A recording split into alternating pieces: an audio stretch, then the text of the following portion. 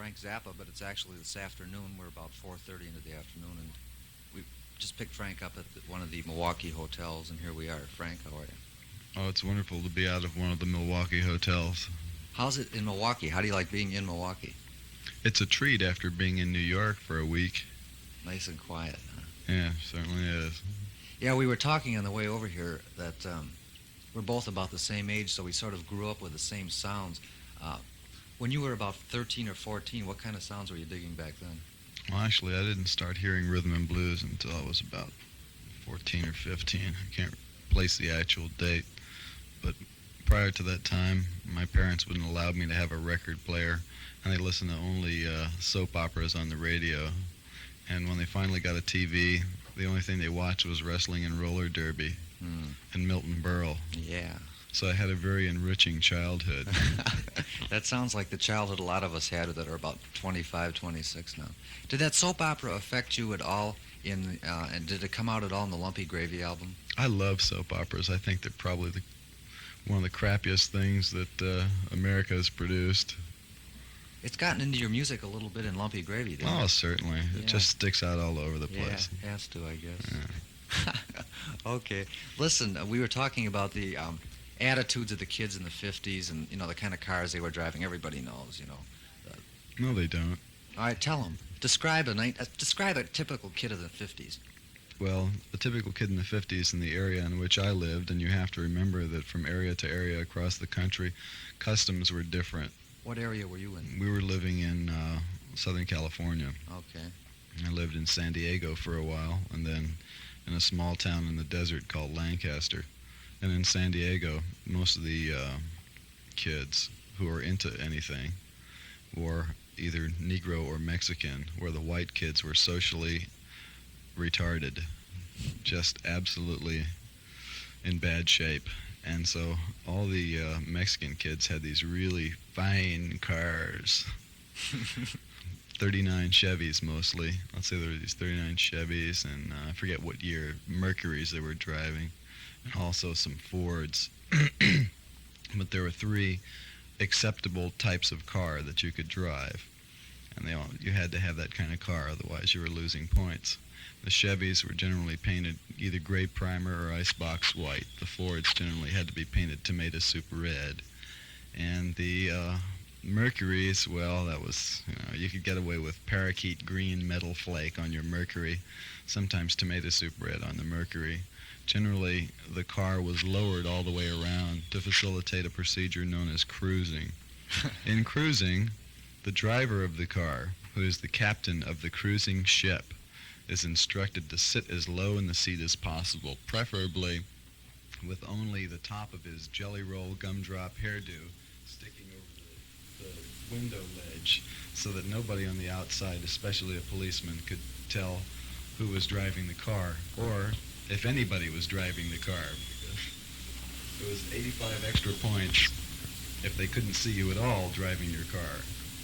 And sometimes it was so difficult to sit low in the seat, a few of the more ingenious kids would take their front seat out and replace it with a tomato box, and they'd sit right on the floor of the car. There's this one guy I knew named Ernie Poncie, who was a local hero, the first boy in our town to conquer the acne problem, which is not to say that he healed his acne. He had more pimples than anybody else in our school, but he also had more girlfriends, which led us to believe that he had something else going for him.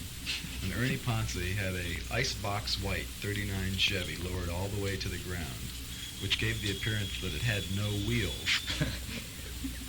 It looked as if the wheels had been removed, and instead of wheels, 4 Vaseline pumps had been installed at each corner of the car. And in order to move, the Vaseline was pumped down through these little openings at the bottom of the car, which was obviously just flat as a pancake, and forming this sort of slimy cushion upon which his car would go down the official cruising street of San Diego. The interior decor of the automobile was interesting. He had cut his steering wheel in half so it looked like an airplane steering wheel. He had leaded in all the instrument dials on his dashboard So it was just one hunk of metal with no speedometer or anything. And then he painted speedometers and all the rest of the stuff onto the dashboard, set at his favorite settings. You know?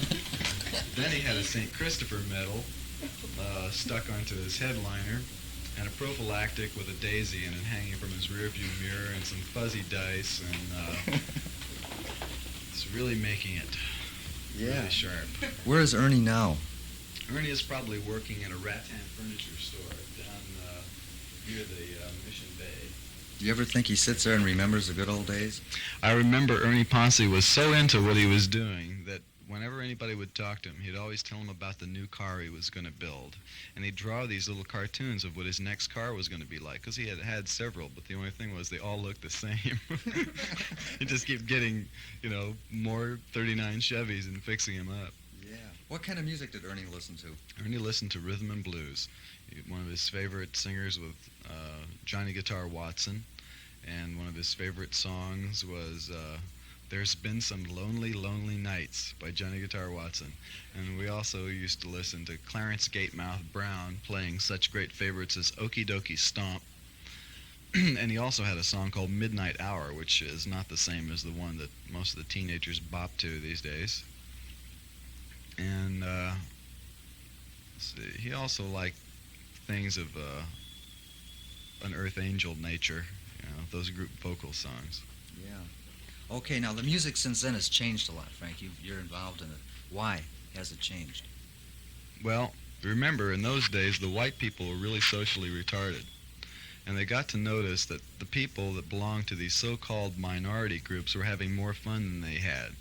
When it finally became feasible for these white people to enjoy some of the same sorts of music that the minority groups were enjoying, and also they got the idea that they too could have their own cars. They didn't go in much for those 39 Chevys. They wanted to get the newer, shinier cars.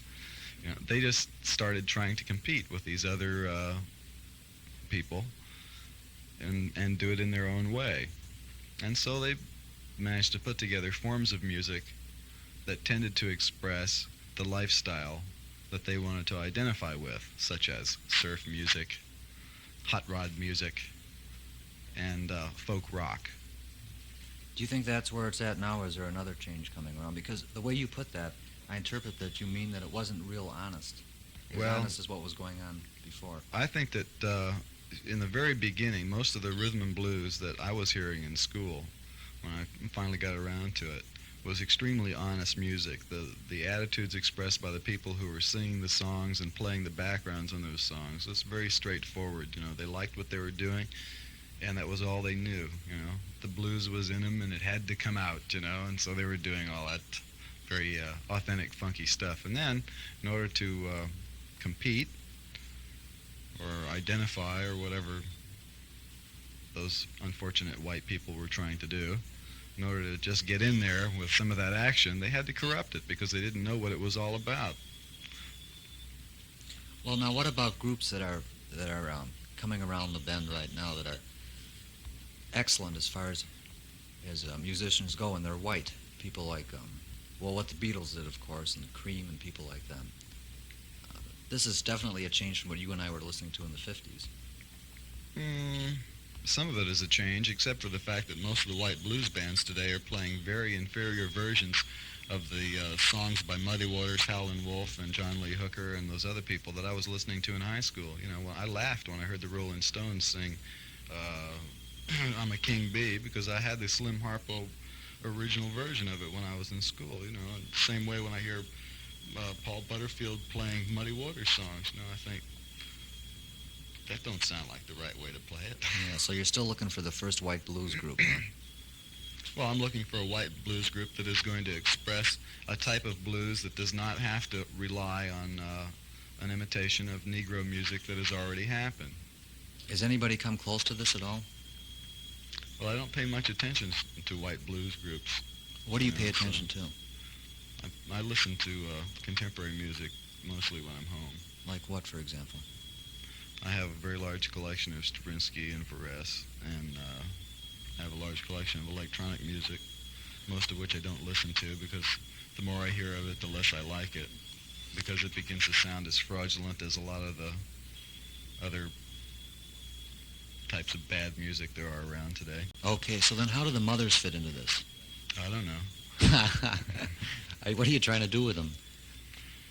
Well, one of the things that the mothers do that nobody else is attempting to do right now is to form an ensemble that's capable of a type of group improvisation that has been attempted before on a serious music level, but never quite brought off with any conviction. Now, last night when we watched you down at the scene, we noticed that, at least it appeared to me that a lot of it was improvisation to a point. Now, when you get up on stage and go through a number, is it the same every time, or do you just sort of take No, off? there's no way to tell what's going to happen. And is this the way your records are made, too? No, the records are completely different medium. They're put together very carefully, very scientifically, and takes a long time. But when you're doing a concert like you did in Milwaukee... You do a this week, concert, you just go up there and blow your brains out and see what happens. how about the audience? Does the audience make any difference to you whether they're hip or not? It makes probably anywhere between 5 to 20% difference. At 5% if they're really dead, and 20% if they're really, grooving with you, or however you want to describe it. How about Milwaukee audience? Well, I think that the Milwaukee audience did as well as could be expected. For a Milwaukee audience or for any audience? No, for a Milwaukee audience, because I realized they probably have not been exposed to much contemporary music here. Mm-hmm. Now, you told me also you have a new album coming out. What's the name of it? We have a new album called Crusing with Ruben and the Jets. Yeah, out of sight. A lot of people are going to be very upset with this album because there's nothing weird about it at all.